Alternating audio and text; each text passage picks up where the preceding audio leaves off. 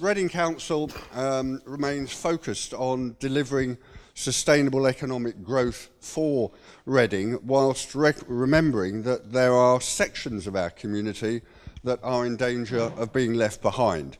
And the great paradox in Reading is that we have a very vibrant economy locally, but we also have pockets of great deprivation. And we have to remember that the council has a duty to all our citizens to make sure that that gap is narrowed and not widened.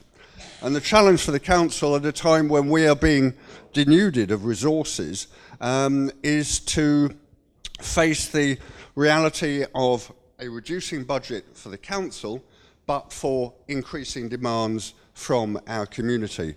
And that inevitably involves greater partnership working, not less. We need to work with the voluntary sector, the private companies in Reading that generate a lot of the wealth and enthusiasm to ensure that that gap is narrowed.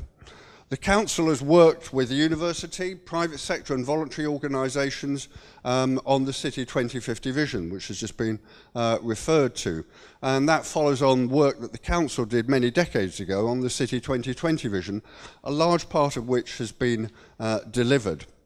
And we very much hope at the council that the work that's underpinned the City 2050 visioning work, which is still continuing, will follow through in terms of strengthening the collaboration and partnership working at a local level.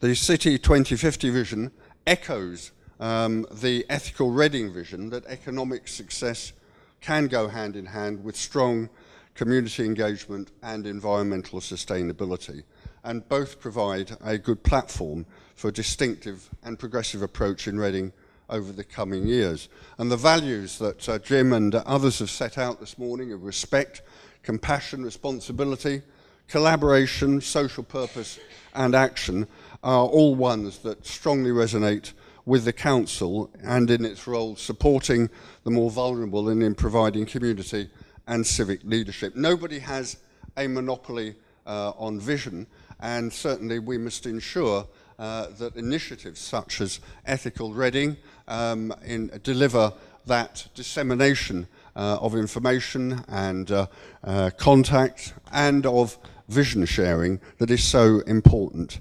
That's why I greatly welcome the ethos and ambition of this initiative, and delighted that Reading is in the vanguard of an aspiration to an established and an ethical cities movement. I would particularly like to thank the council has the benefit of having one of its senior officers who's also called Grant Thornton, and I'd like to great name. it's a great, but I'd like to thank the individual Grant Thornton for the work that he's done on behalf of the Borough Council in sowing the seeds at their Vibrant Reading initiative and for the ongoing support. I'd also like to thank obviously the Grant Thornton and the other sponsors listed behind me for their work, and also to commend the vision and tenacity of the three founders, Jim, Jill and Gurprit, and indeed all those other individuals and organisations who have provided support for what is a very auspicious start. So thank you all for coming, and I hope that the council, even though we are under the financial cosh, will be able to play an active and supporting role for all the excellent work that it has been done, is being done, and hopefully will continue to be done in the years ahead. Thank you very much.